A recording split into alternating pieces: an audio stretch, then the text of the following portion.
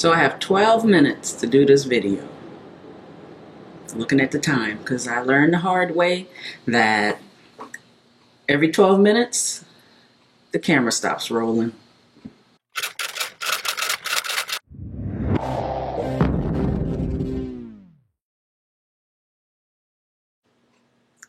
Hey everyone, I just want to take a few minutes to talk about a couple of subjects that I initially thought about covering separately, but they kind of all fall under the same umbrella of priorities and things that you deem important. First thing I want to talk about was my transitioning out of Charleston, South Carolina, back to New York, where I'm from. I miss New York, and I know it looks a little crazy to some people that why is she moving after all this time back to New York? And people talk about how cold it is and all this other crap. I'm just like, well, Charleston's hot as hell. So it's like sometimes, hot as hell is worse than cold as hell. So it's just, hey, you pick your poison. I believe that moving back to New York is a plus for me.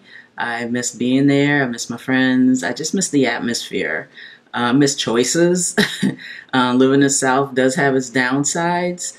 And pretty much Charleston is starting to look like New York as far as how many Northerners are here. And I'm a Northerner, and I'm saying there's a lot of Northerners here. I know it seems crazy to be moving back to New York all this time to people who think, well, I get to a certain age and I can't make a change. And that's garbage. As long as you're alive, you can always make a change, especially if it's a change that you believe will be the best thing for you. I will miss Charleston. I didn't think I would miss Charleston as much as I think I am going to miss Charleston, but I think for the most part, I will definitely miss my family. I've been here 20 years and I have gotten to know my family very well, and I'm at that age where I show up at functions all the time now, whereas when I first moved to Charleston, I was trying to hide.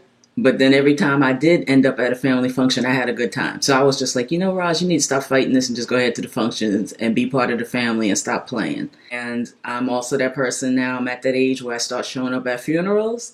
I had to slow myself down because, if you start showing up at, the people that know the people that you know, then I'm like, no, I'm not old enough to be doing that yet. So I need to, back it up. But I'm glad that I've gotten to a point in my life where I am used to going to funerals and I'm okay with the passage of life. Because you just couldn't, you had to drag me to a funeral a few years ago. Oh, you know what I wanted to talk to you all about that I thought about that I think is very important, and I didn't realize how important it was until recently. I have never been a day person. I have always been a night person. I have always been that person that the later I could wake up in the morning, the better. I'm an artist through and through. I am not that person that's up. Well, I should say I wasn't that person that was up at 5 o'clock in the morning. And I have become that person, which is a little scary.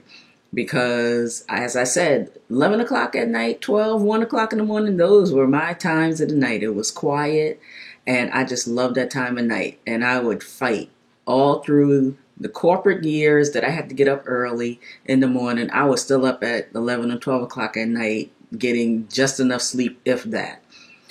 But the one thing I've learned is that I really like getting up at 5 a.m. Really, in the grand scheme of things, I've noticed that there's not a difference for me between being up at 5 a.m. and being up at midnight. It's just that time of the day when I'm the most productive and it's the most quiet and I feel like everyone else is asleep and I can get stuff done. It's like now that I know when I'm most creative and I know, okay, if I'm up at 5 or 6 a.m. and I get some stuff done, then the rest of the day is still there for me to do other things. I know when I get to New York, I'm going to be working again. And because I'm going to be working again, I don't want to make these YouTube videos or my writing or anything else come behind work. So I have to make that my priority. So for me, making that a priority means being up at 5 a.m. in the morning to do any type of writing, any type of production work for videos, or just anything I want to do that I deem important enough that I want to do it before I go to work. So that when I get off work, I'm not thinking, oh, I'm tired, I don't have time to do the stuff that's important to me anymore. So see, then I've made the job more important.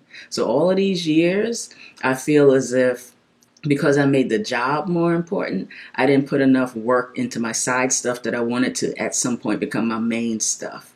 So if you're a person out there and you know that you don't want to work for somebody the rest of your life, then I would say whatever the thing is that you love to do and that you want to be your main thing, let that be the first thing you do rather than the last thing you do in the evening. So I just wanted to share that with you, just kind of share some thoughts that I had about the important things in your life. I feel like if something is important to you, you're going to make the time for it and you're going to make it a priority. So take your lessons from that. I hope you get something from it, and I hope you have a good day, and I will see you next week. Bye.